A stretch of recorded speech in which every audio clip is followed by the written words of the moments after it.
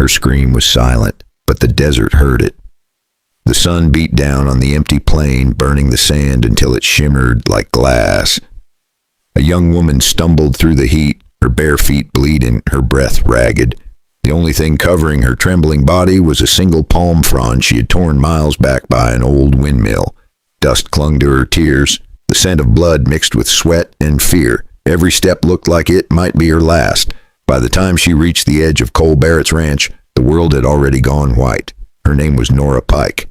Though Cole wouldn't learn that until the sun came up, no one in those parts had ever seen a girl run that far alive. She pressed herself against the rough wall of his wooden cabin, shaking so hard the boards creaked beneath her. When the door opened, she froze. Cole stood there with a rope over one shoulder and a hat shadowing his weathered face. His eyes, the color of gunmetal, locked on hers. He had seen wounded cattle, dying men, even Apache raids in his lifetime, but never anything like this. For a long moment, neither spoke. The wind filled the silence, dry and hot as breath from an oven. Then her lips moved, cracked and trembling. "Please," she whispered. "Don't send me back." Cole stepped closer, slow enough not to scare her, fast enough to show he meant to help. He unbuttoned his old canvas coat and draped it over her shoulders. Beneath the coat, he could feel the sharp bones of hunger and the bruises no man should ever have left on a woman. He guided her inside. She flinched at every sound. The kettle's hiss, the creak of floorboards, the scrape of his boots. When he reached for a clean rag and a bowl of water, her eyes filled with tears. "What happened to you?" he asked softly. She shook her head at first, then the words fell out like stones breaking through ice. "My father sneaks in every night." Her voice cracked like the sky before a storm, raw and full of something broken. She paused, eyes darting toward the floor. "He ain't my real father," she whispered, almost choking on the words. Cole froze. The words hung in the air, heavy and wrong, for a heartbeat. Even the desert outside seemed to stop breathing. Then she started crying, not loud, just the kind of cry that comes from somewhere too deep to fix. Cole knelt beside her. He didn't speak. He didn't ask again. He just kept wrapping the bandage around her wrists until the shaking slowed. Outside, a hawk screamed over the canyon, echoing through the still heat. Somewhere in that sound, Cole felt something dangerous stir. Not fear, not pity, but fury. He looked at the door, then at her. "You're safe here," he said quietly. "But in a place like Arizona territory, safety never lasts long." And as Cole poured water into the basin, a question burned through his mind. When that monster comes looking for her, how far will I go to stop him? The next morning came hot and bright, the kind of Arizona heat that makes the air dance above the dirt. Cole was up early, feeding his horses, trying to pretend the world was still the same, but it wasn't. Inside that cabin, a broken girl was sleeping in his bed wrapped in one of his old wool blankets. He kept thinking about her words, the way her voice cracked when she said them. "My father sneaks in every night." It echoed through his head like a shot he couldn't unhear. He didn't notice the dust cloud on the horizon at first, not until his dog, Jasper, started barking toward the gate. Cole shaded his eyes. A man on horseback, riding fast, kicking up dirt like the devil was behind him. By the time the rider pulled up, Cole already knew who it was. Ephraim Pike. The kind of man whose eyes always looked half drunk, half angry, his face red from the sun and the bottle both. "Where is she?" he shouted before even dismounting. "You got my girl in there, don't you?" Cole didn't move. He just stood by the corral fence, arms crossed, jaw tight. "She's not yours," he said, "and she's not going anywhere with you." Ephraim laughed, mean and loud. "You think I won't come in and take her?" Cole's hand dropped to the butt of his Colt. Not to draw, just to remind the man what side of the law he was standing on. "You take one more step," he said, "and you'll be limping home." The man tried it anyway. He shoved at the gate. Cole grabbed his wrist faster than a snake strikes. Years of breaking wild horses had made his grip like iron. In one smooth move, he twisted the man's arm and sent him face first into the dust. Ephraim cursed, rolling over, spitting grit from his mouth. "This ain't over, old man," he growled. "You'll wish you never touched what's mine." Cole looked down at him, calm but cold. She was never yours. Ephraim. You married her mama, not her. Ephraim climbed back on his horse, glaring, and rode off toward the hills. Jasper barked after him until he disappeared into the heat. Inside the cabin, Nora was standing by the window, her fingers clutching the blanket tight around her shoulders. "He's coming back, isn't he?" she whispered. Cole didn't answer right away. He poured her a cup of water, handed it to her, and said, "Let him try." She watched him for a long moment, like she was trying to figure out if he really meant it. Cole turned toward the open door, the desert wind rushing in, bringing the smell of dust and sage. He knew that man wasn't done. Men like Ephraim never stop until someone stops them first. And deep down, Cole also knew something else. Next time Ephraim comes, he won't be coming alone. Trouble was riding closer than the wind, and the desert always kept always kept its secrets. That evening, the sun dropped behind the Huachuca Mountains, spilling gold light across the range. The air turned soft, but Cole's gut stayed tight. He had a bad feeling that trouble wasn't done with them. Out here, quiet nights usually meant somebody was sneaking up on you. Nora helped him bring in the horses, her hand still shaking a little. She was trying to act strong, but fear showed through the way she kept glancing toward the road. Cole noticed, yet he didn't say much, just kept working, slow and steady, so she could breathe in his rhythm. By the next morning, Cole's feeling proved right. A trail of hoofprints came cutting through the sand behind the barn. 2 sets this time. One belonged to Ephraim. The other, heavier, belonged to somebody who knew how to ride hard. Around noon, the pair showed up at the gate. Ephraim was shouting before he even got close, waving his pistol like a drunk preacher. The man beside him stayed silent, face half hidden under a black hat. Cole recognized that slouch, that way of looking around without moving his head. Jeb Crowley, a man who'd once ridden shotgun for the stage line out of Charleston. Cole stepped out slow, wiping his hands on a rag. "Morning, boys," he said. "You sure you want to be here?" Ephraim spat in the dirt. "You got something that belongs to me." Before Cole could answer, Jeb's eyes met his, and everything changed. The man froze like he'd seen a ghost. Jeb had been there that night outside Tombstone, the night Cole Barrett saved the marshal by dropping 3 rustlers in under 10 seconds. Word was, Cole never missed.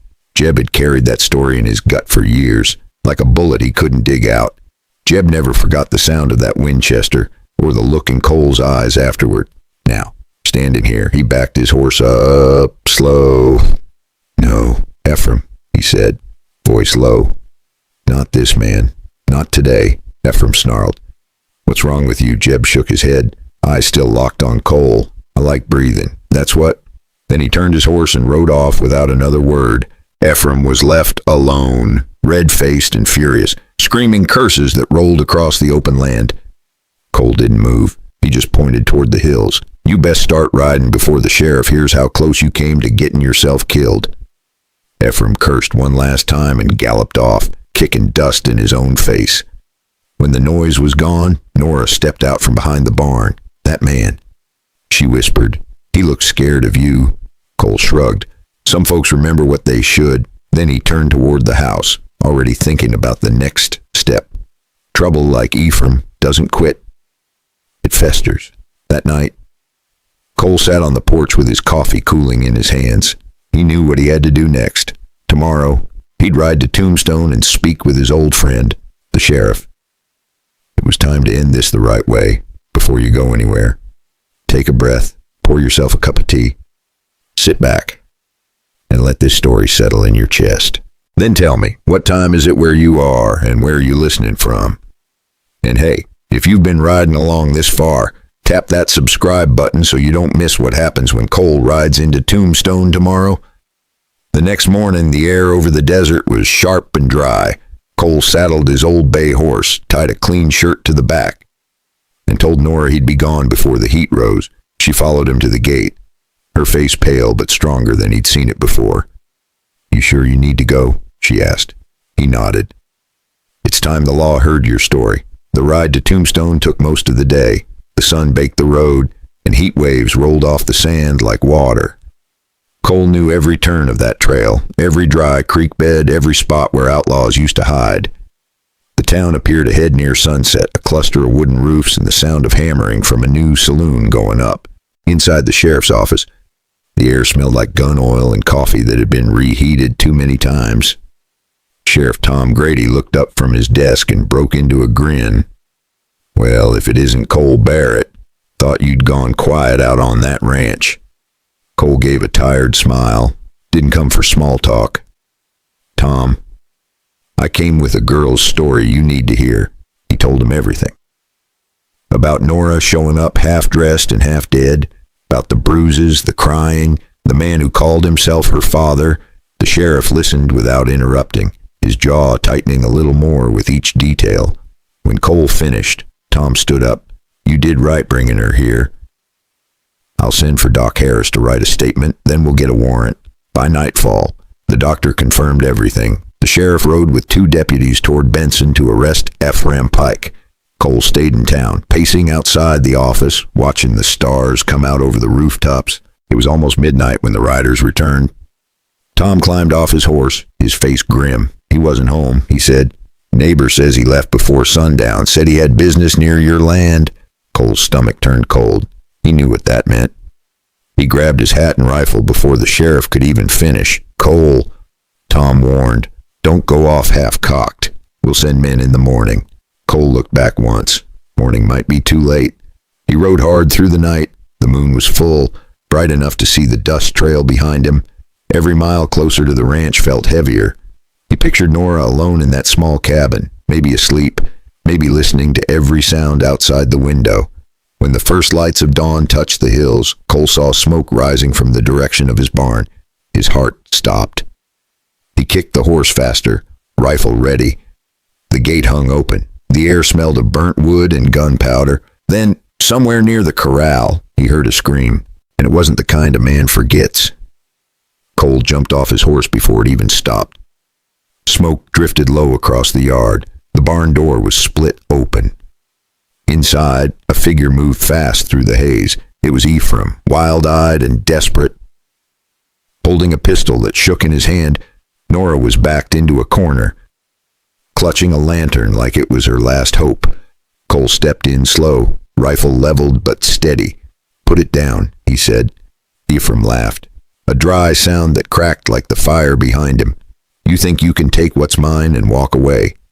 Cole didn't answer. He just looked at Nora, then back at the man who had broken her life. "She was never yours," he said quietly, "and she never will be." The moment stretched tight. Dust rose on the ridge, riders coming fast. They'd been coming since Benson. Then the pistol jerked upward. One shot rang out. Ephraim dropped, clutching his leg. Boots pounded outside. Tom and his men had been trailing Ephraim since Benson, riding hard through the night. They burst in, rifles raised. "We heard the shot from the ridge," Tom growled. Cole lowered his rifle, breathing hard. "You got here just in time," he said. Tom nodded once. "He'll live long enough to stand trial. Justice rides slow out here, but when it comes, it never forgets." Days later, the courtroom in Tombstone was packed. Ephraim Pike stood before the judge, his face pale under the bruises. The doctor's report, Cole's testimony, and Nora's trembling words told the story plain. The judge's gavel hit hard. Years of labor in the territorial prison. It wasn't revenge, it was justice. When they walked out into the sunlight, Nora reached for Cole's hand. Her eyes were still tired, but they were no longer afraid. Months passed. The ranch healed the way people do, slow but sure. Nora learned to ride and to mend fences, to laugh again. The nights were quiet now, filled only with crickets and the soft sound of wind through the grass. 9 months later, a baby cried for the first time in that same cabin where fear had once lived. Cole stood by the door, hat in hand, watching Nora hold the child close. It wasn't his blood, but that didn't matter. He married her in the small church near the San Pedro River, giving both mother and child his name and his home. People in town whispered that Cole Barrett must be half saint, half fool, but he didn't care. Some men build fences, some men build families. Sometimes the bravest thing a man can do isn't to fight with his gun, but to stay, to love, and to give someone else a chance to start over. And that's how a broken girl found peace under the same roof where fear once lived. So I'll ask you this.